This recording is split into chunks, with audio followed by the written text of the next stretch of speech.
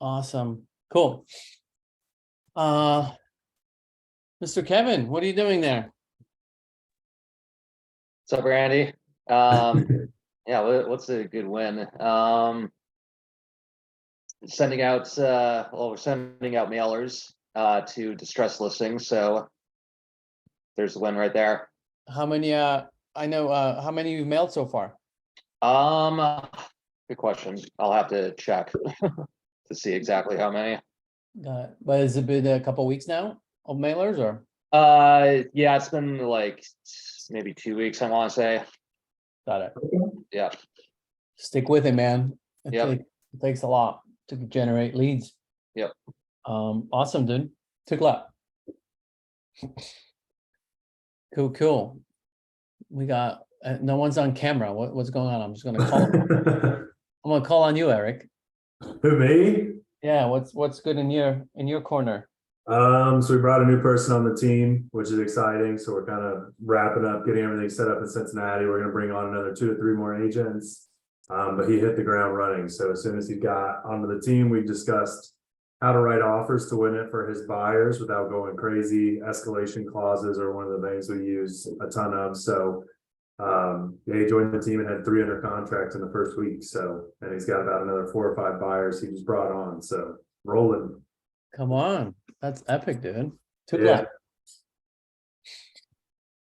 Awesome. I did a bus tour. I helped out a education company that got about 100 people, 100 students, new investors into the market here in San Diego County. So that was a fun weekend. I helped out as the realtor and also put together 2 properties for us to drive through, for us to analyze repairs together in the field live, so they get to kind of experience it in their backyard in a real property. So that was cool.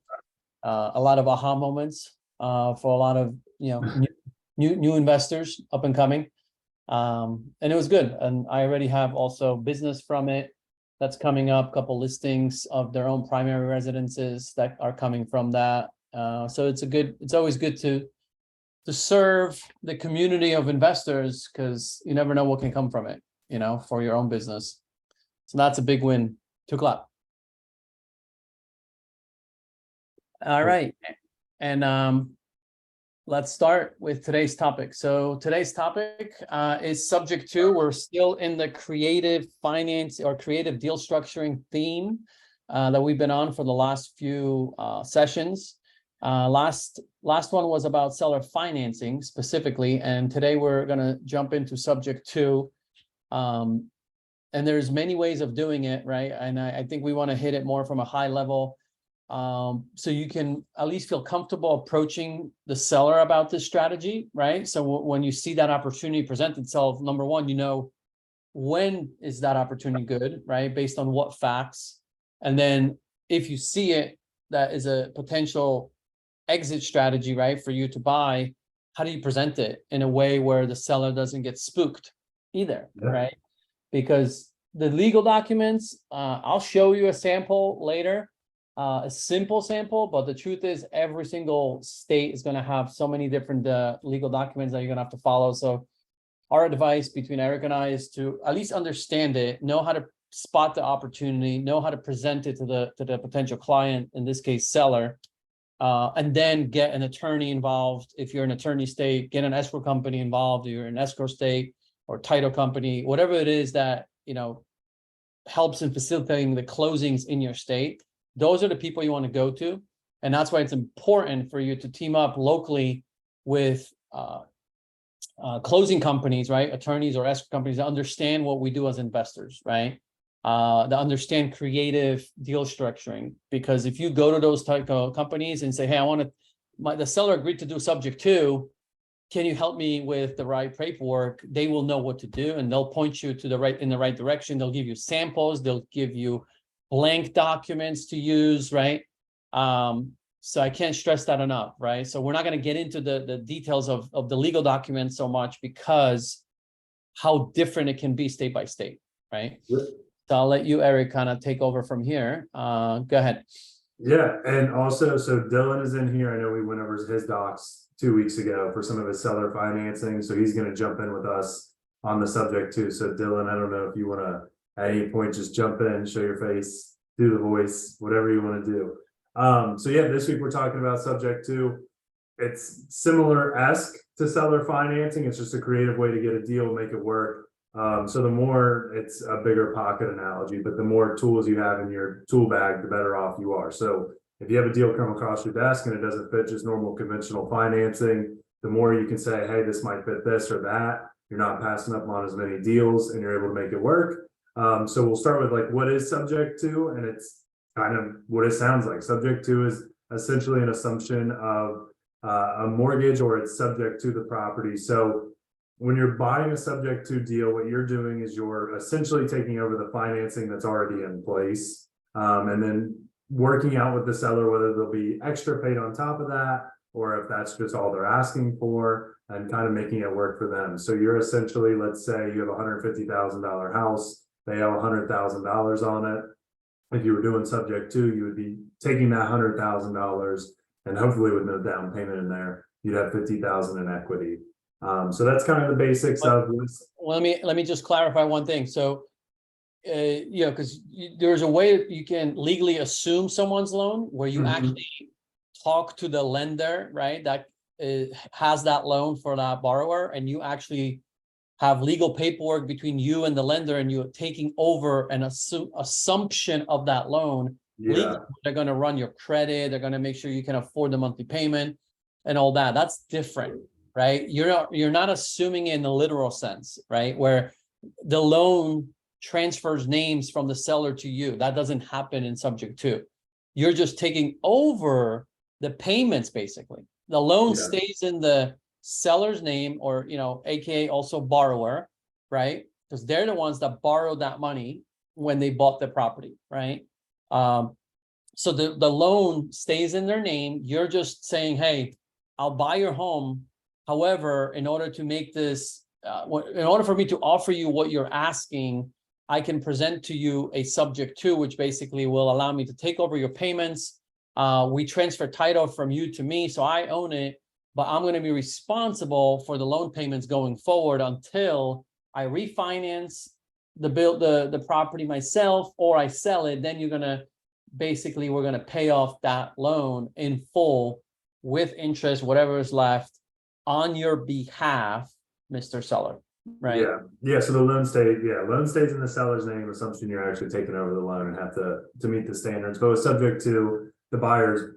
When I said assumption, I mean like you're assuming the payment, like you're making the payment. You're making an agreement with the seller of, if your mortgage is $1,100, cool, I'm paying $1,100 every month, or whatever you guys agreed to, $1,300, and you're doing the other $200.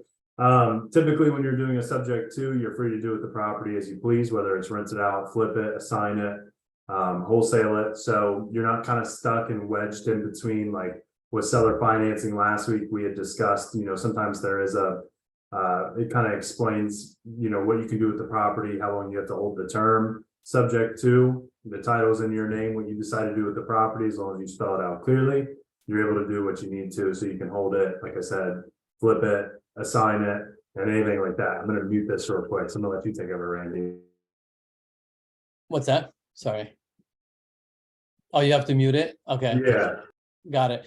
So one thing that we do have to always keep in mind is that anytime you take over someone's mortgage and the title, the ownership transfers to you, right? Or to whoever you're representing. In this case, if you're an agent working with a buyer that's doing this, subject to their existing loan, that there could be the trigger of the due on sale clause that pretty much every mortgage has in their written documents, right?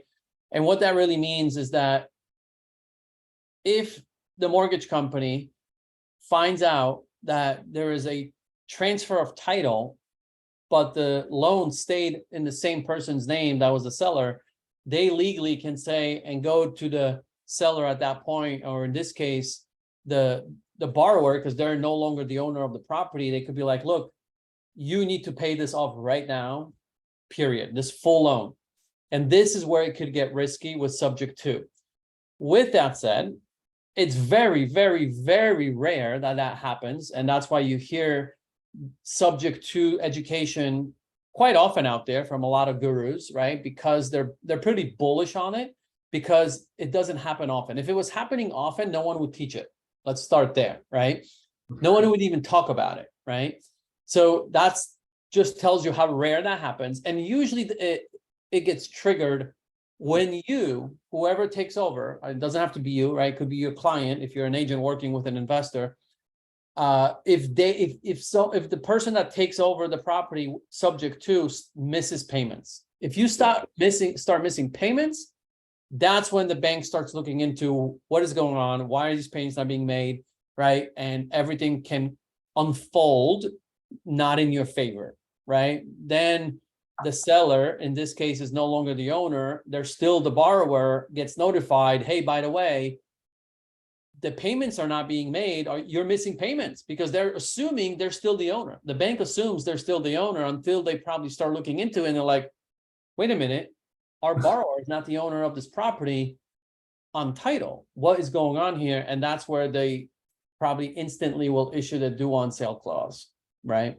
So just be aware of that, how important it is if you're working with a buyer that wants to take over a property and you're the agent representing them. Make sure that the legal documents, protect both parties, right? Especially the seller, because really the biggest risk, honestly, in this situation is to the seller. Because if the investor who took over that subject to loan stops paying, the seller, the borrower, aka, the previous seller owner is screwed. Like, it's their credit that gets impacted. Yeah. And yeah, exactly. So and we'll go into some of the pros and cons, but one of the things being is that with this financing, like seller financing is usually, and you can make this a win-win for sure, but seller financing is, you can typically really structure this for a win-win. There's a lot more drawbacks for the seller on this one, because they still have that loan in their name. So if a payment's missed, it's on them, it hurts their credit. If they're looking to buy another home, it's going to affect their DTI. So that's just something to keep in mind when you're doing the subject to. But again, depending on their situation, you can pitch this into a way, if it's something that fits that mold, this is where you can bring it to them and say, hey, this is where we can make it work without a doubt. Well, I would just add to that, Eric, every situation I've had that subject to would be a good fit. 10 out of 10 times, it's someone in a bad situation, usually financially. Yeah. So I would say subject to, has its pros and cons, but more often than not, it's someone who is facing some kind of financial struggle. Yeah, and like one of the positives of a subject to, or one of the scenarios where it'd be really good, is if you get a list of pre-foreclosures, or you can find a home of foreclosures. If you go to somebody whose property is about to be foreclosed on, and you say to them, look, this is going to be not great on your credit. It's going to look terrible. It's going to affect you. Let me take over the payments. We'll transfer title to me, and then we can kind of go from there. And As long as there's equity. As long as there's equity. Yeah, you can't just go to anybody. But if the deal works out, is what I'm saying, you can go up and say, hey, I get you're about to foreclose. Like, it's kind of like a last minute saving grace. Like, let me jump in. I'll take care of this for you. The payments will be made. I'm going to go ahead and take ownership of the property and do what needs to be done. And then that way, like, it is kind of a positive for the seller, but the seller is kind of like seller financing. You have stuff in there where you can foreclose on the property. You kind of have that. Subject to, there's still a loan on there, and it's still in that seller's name. So there's definitely some more risk, but if the situation works, it can be a great way to do it. Hey, Dylan, the properties that you've done, do you end up holding on to those properties as rentals, or do you flip them, or is it a mix?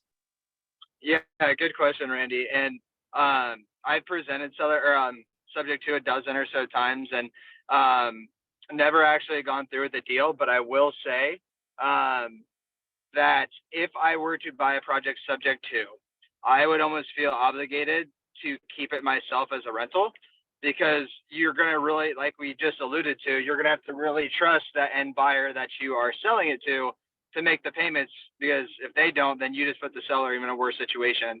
And I think our objective here is to actually, help them, not eventually hurt them. So I would feel obligated to keep it. Okay, but on the flip side, if you did buy it to flip it and not keep it, then the next buyer is gonna get their own mortgage. Yeah, And I don't think And I would and that not pitch. in that circumstance, I agree with you. Yes, I was Okay, yeah, more saying on the if you are looking to assign or wholesale, you're subject to collect a quick $5,000, and the next person you don't know what's going to do with that kind of scenario. oh, Yeah. that's yeah, very, and I think like when you're talking about assigning, you can also assign it and they just purchase it with hard money or cash if it works out for them too. So I don't know if I would assign the terms of the subject to. Yeah. And it would kind of get into like a weird, I'm sure that would also probably be out of the parameters of the contract. But two, when you were talking about the due on sale clause, Randy, I think if you're going to consider doing subject to, you have to have a contingency. You just have to, that if that due on sale clause does come, if it does get triggered or for whatever reason, the bank, if you're one out of like hundreds of thousands where this happens, if you're that one person and it doesn't work where you can cover it or find a way for the money or it works out, you're gonna be in a really bad situation. So I like to have contingencies in place for everything. I would think if you're doing subject to, you need to run through, okay, worst case scenario, the bank does a due on sale. Am I able to get a hold of this cash? Is it still a deal? Do I have multiple exit strategies to protect myself? yeah, like, can I sell the property and still, make maybe something, or at least break even, worst case scenario, and pay off the loan for the seller? Yeah, or have a way to get financing for it, even if it was just a quick, like, even Yeah. if you're doing private money and it's short-term pain, but you're good long-term. And If you have a good relationship with that seller too, I've heard people have just honestly they quick claim it back to the original seller, make the bank happy, and then they do it again. got it. Wow, that gets really tricky. I mean, I think that would, at least to make the bank satisfied. But the truth is, someone still has to make those payments. Yeah, Yep. And it would be a bummer for the seller to now be the owner again after they felt like they released the property and the headache to you, right? But it gets tricky. So that's why you got to be really careful.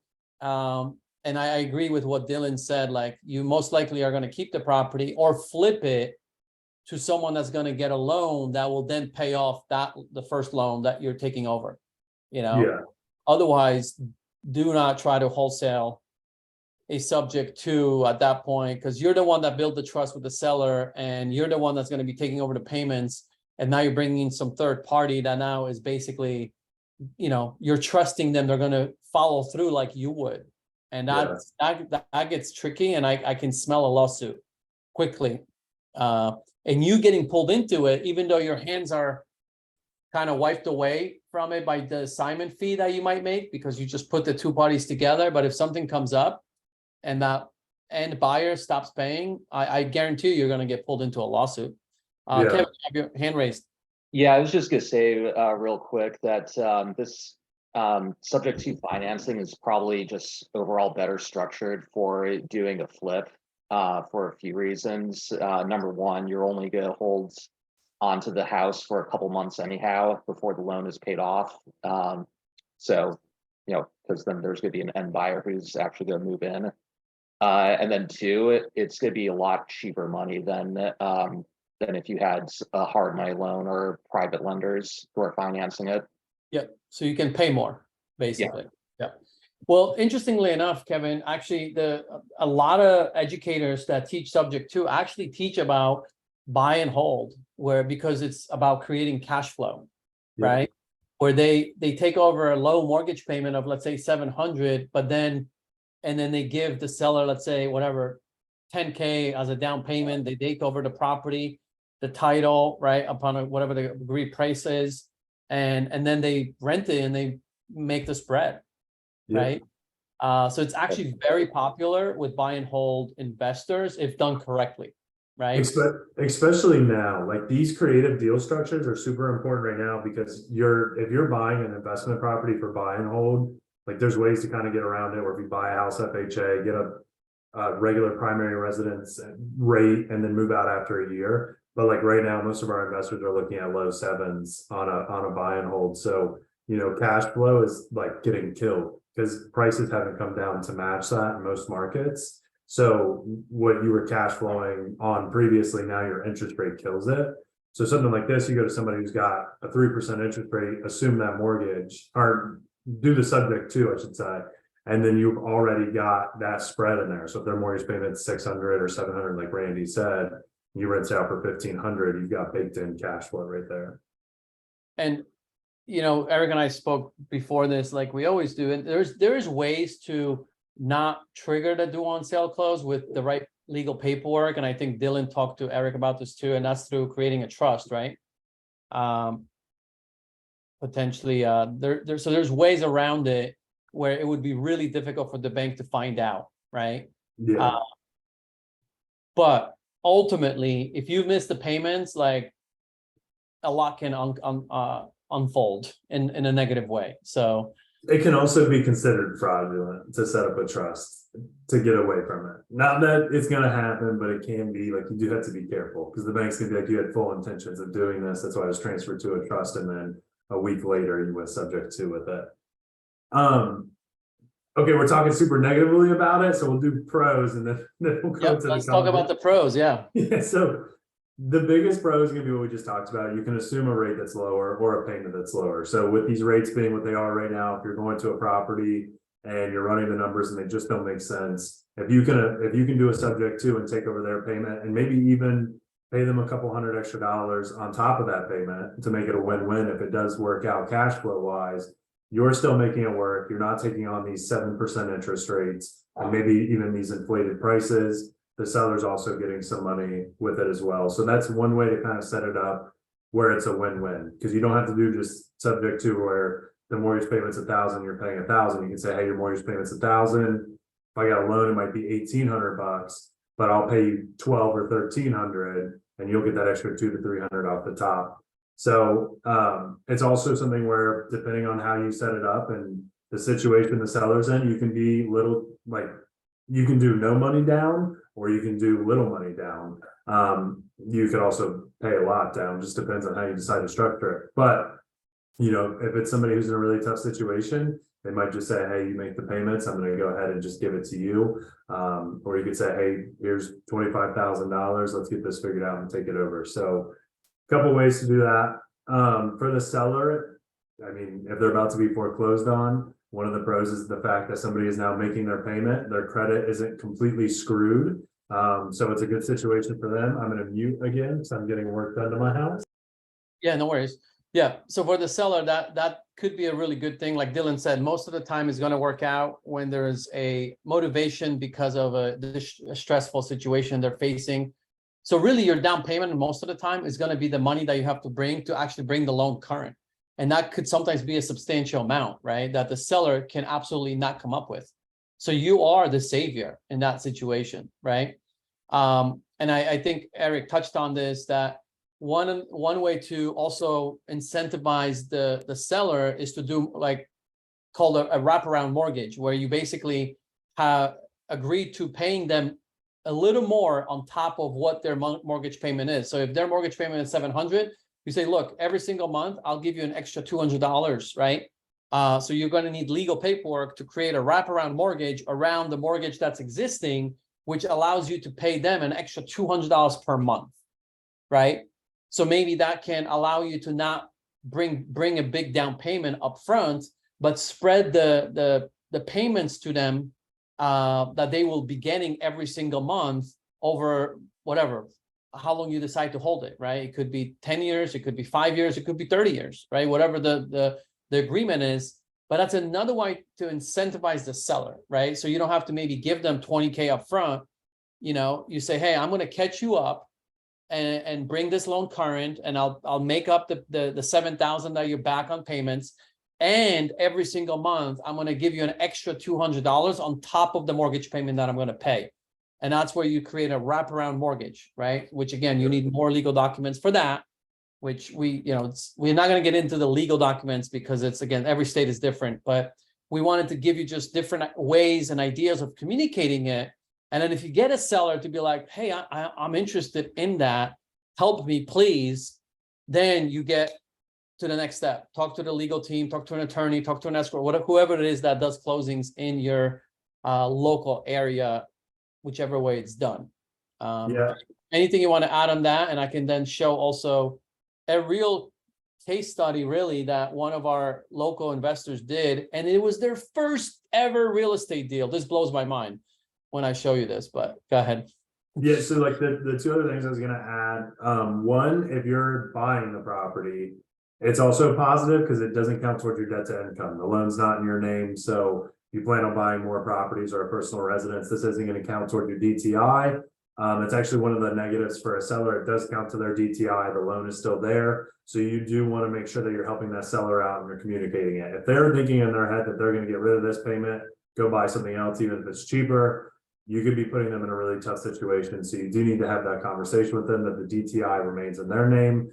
But with most investors, you know, a lot of investors don't fit inside of that conventional box of W-2 salary or, you know, crazy credit score or super low debt to income. So on top of seller financing, this is a way to get around of having to go to a bank and pull out a loan. So just something to keep in mind. And then we did have two questions real quick before we do the document. Real quick, I just want to, I don't know if this is actually true or not, but I've heard Pace pretty much say that if you make payments for a certain period of time through like a third party, that you can basically get like you can help lower the seller's DTI, like they're no longer account for that, even though the loan's still their name. Again, I just want to throw that out there. I've never done it. I've only heard Pace More talk about it, so I don't know the legitimacy. Can't talk, but you know what I'm trying to say. Yeah, you'd probably have to be able to prove with whoever you're doing it, like that you're not making those payments, and then that's going to also look risky.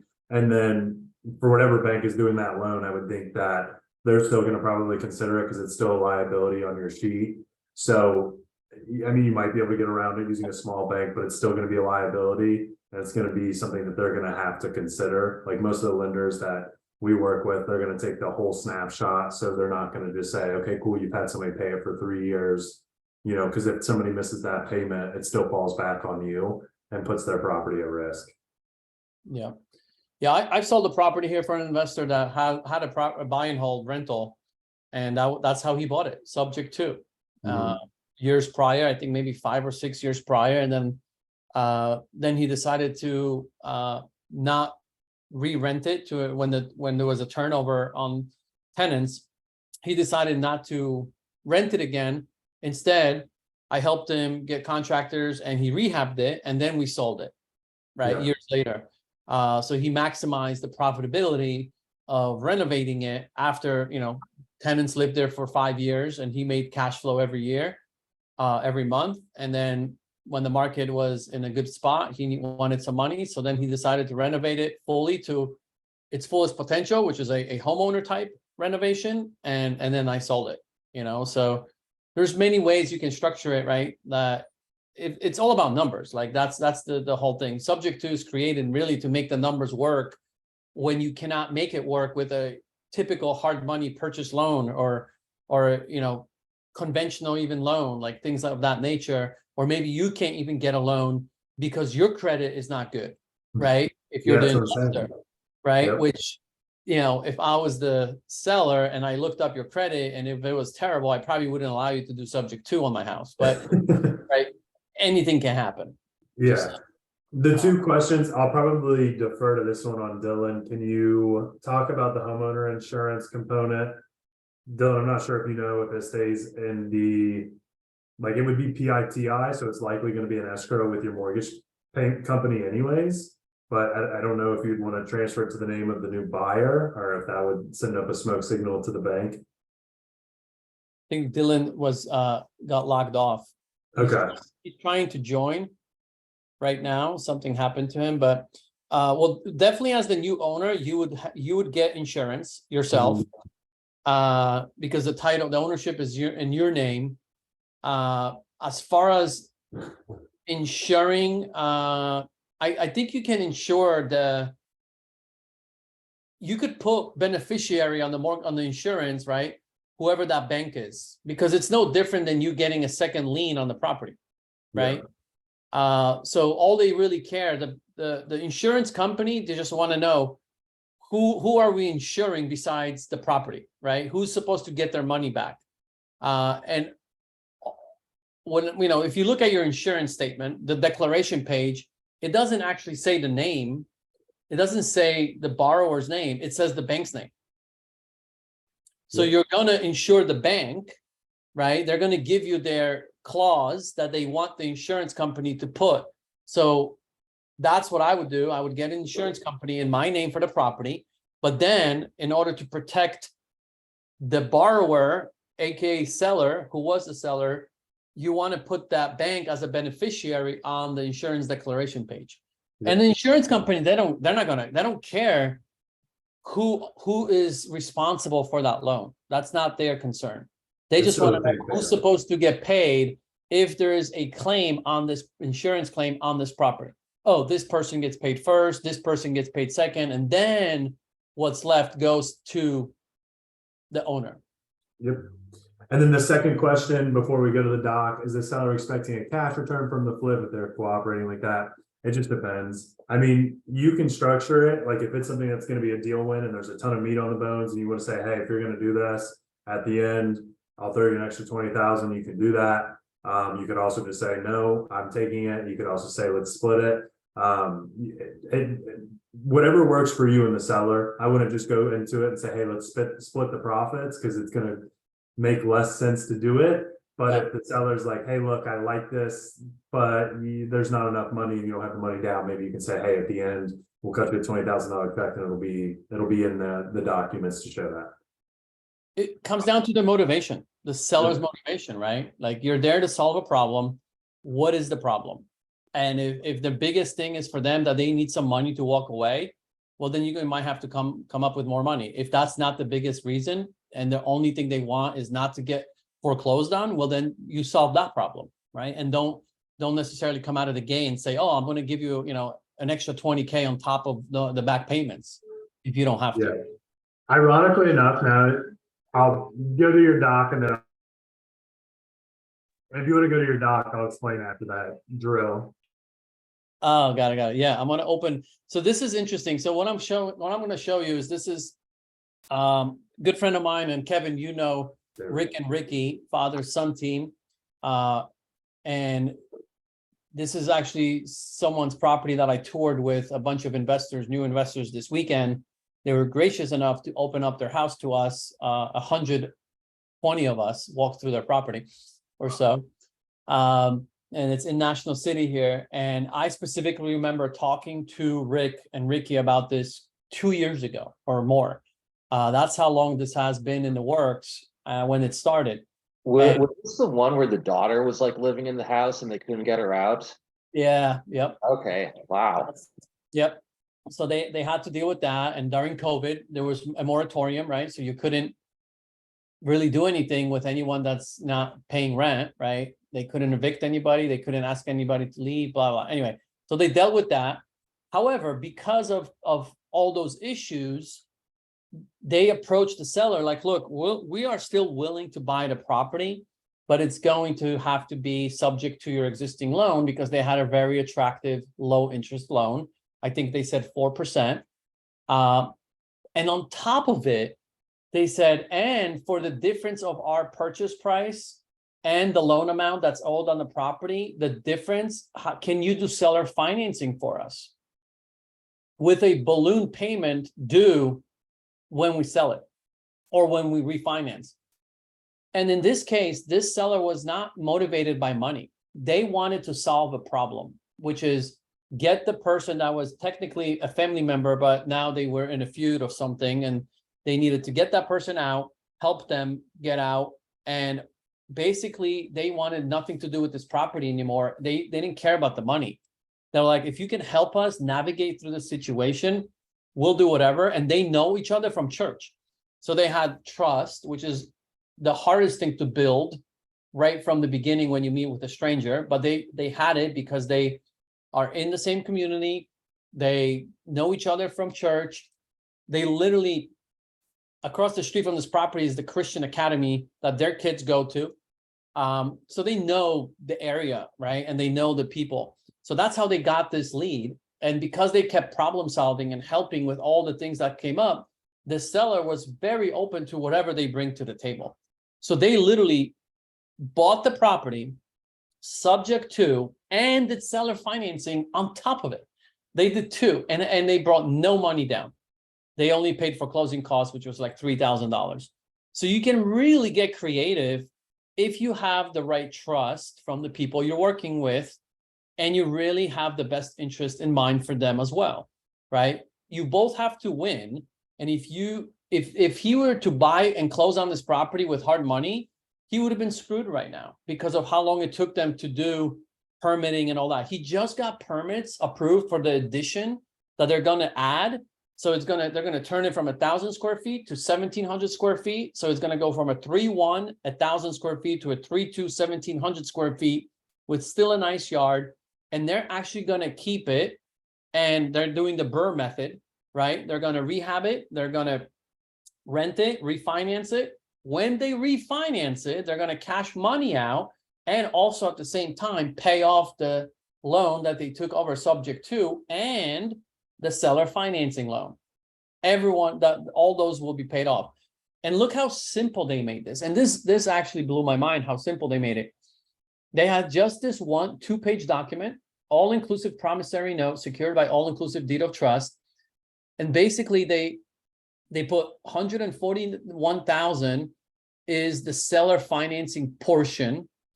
They took over a loan of 111,000, which was the original loan amount dated back to 2005. But when they took this loan over, the principal has been paid down by the seller. So the loan was actually like about 99,000 at that point. So they took over those payments, and this document, literally 2-page document here in California, like not even a page and a half. That's all they had signed as far as a promissory all-inclusive note that encompassed both the subject to portion, right? And the seller financing portion, which they did, it looks like at 6%. So they seller finance 141,000 at 6%, and they took over the previous loan subject to, which I believe they said it was at 4%. And here's what the closing statement looked like for that property. They put a $5,000 initial deposit, new encumbrance, which was Mary was the actual a widow of Pastor Har. So this was connected to the church as well, this property. So then they took over the seller financing portion. So that this is Mary doing a seller financing for 141,000. Then here's the 99,000 recorded as a temporary seller credit. But really what this is the subject to amount, right? Because what they need, escrow company on the closing statement, they need to zero everything out on the closing statement, debits and credits. Here is your closing cost that they paid for. And look, approximate amount due escrow. This is how much money they have to bring to the table. So they $3,885.29. And based on this, it looks like they put down 5,000 earnest. So they put down basically around, total, I guess, 8,000, you could say. But if they didn't have the earnest money, then all they would have had is the closing costs. That's it.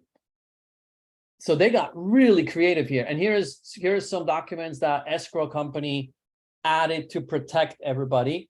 And look at here, both buyer and seller are aware that the seller's current mortgage holder could call the note due and payable at any time, right? And then it explains the amounts of that are on the closing statement. So these are a couple of amendments that the escrow company presented based on the instructions given to them.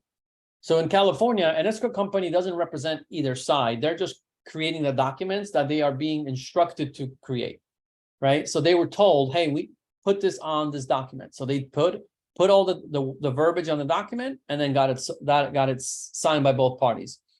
The other documents are just typical, like moving the closing date, nothing that important in reference to what we're talking about here.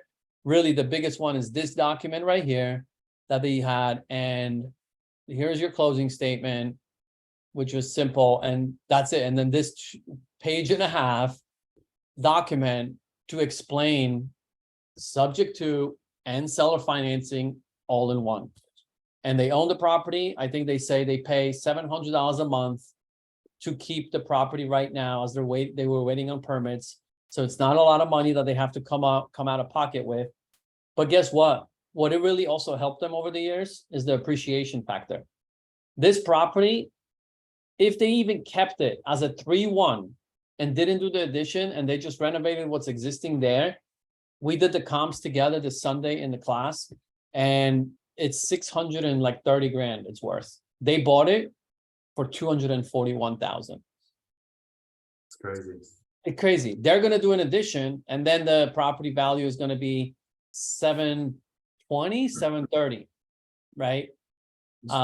So it's pretty cool what can happen, right?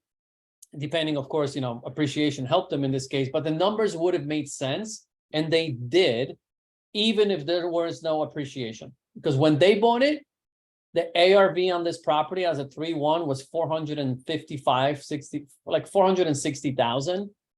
Still, there was a big spread there of 200,000 regardless, right? Before all the appreciation happened. So the numbers totally made sense back then, but they also knew, like, look, we're going to have to hold on to this property for a while because there was someone they needed to evict, and they wanted to file for permits. So they were like, we need to do seller financing. We need to take over your loan subject to. Are you open to it? And they agreed. If you don't ask, you don't get. Yep. Right. So it was beautiful to kind of see that. And this was their first real estate deal ever. Like, this also blows my mind that this was their first deal. Anyway, any questions came from that? If not, then we can do a quick breakout rooms. I'm not watching the chat. Did you see the chat? Yeah, there was nothing on there. That was it. Cool. Awesome. So hopefully this kind of opens up your mind a bit to this idea, and you can keep an eye out for it when it presents itself. I don't think it's something that is very, very common unless you really niche in this. And there is some investors that really, that's all they do, right? But they specifically target properties that have equity, right? And maybe have a problem where they're behind on payments. So if you target your marketing to homeowners that are behind on payments and have equity, then this is a perfect strategy to apply, right? So let's do a couple breakout rooms. And if it's your first time here, basically we're going to put you in one room with someone else.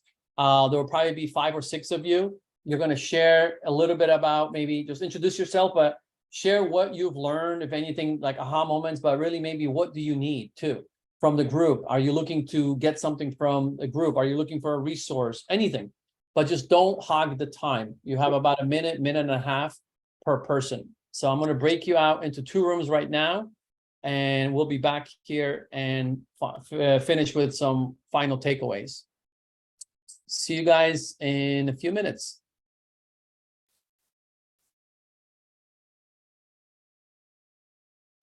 He's one of my coaches in the other program.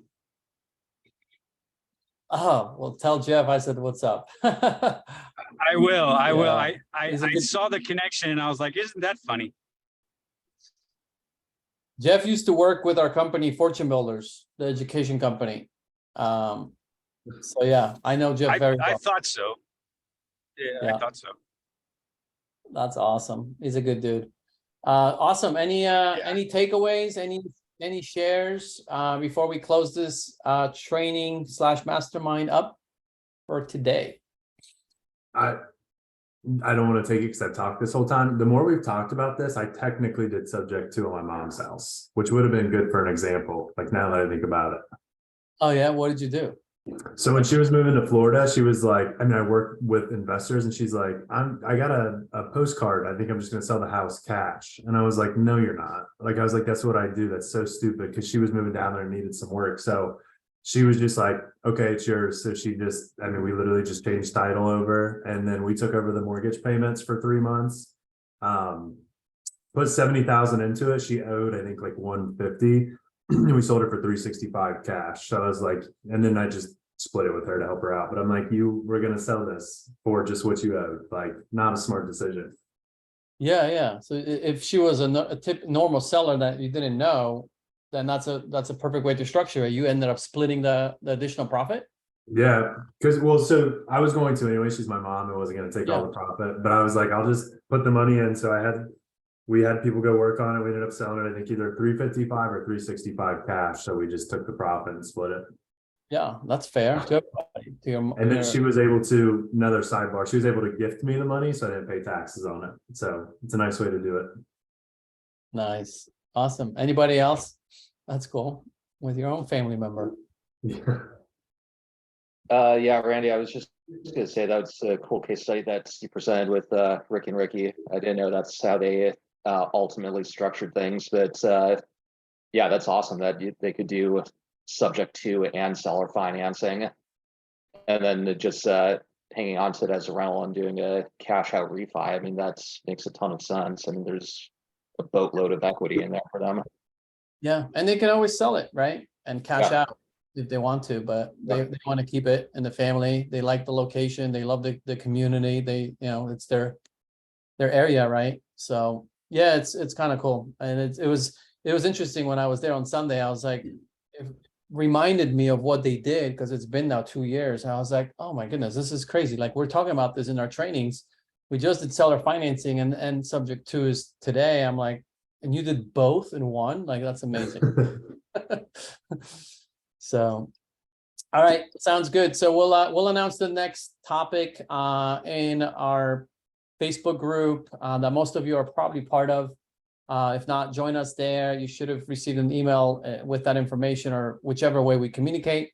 And so we'll see you on the 3rd Thursday of this month. All right, awesome. Later. See you guys.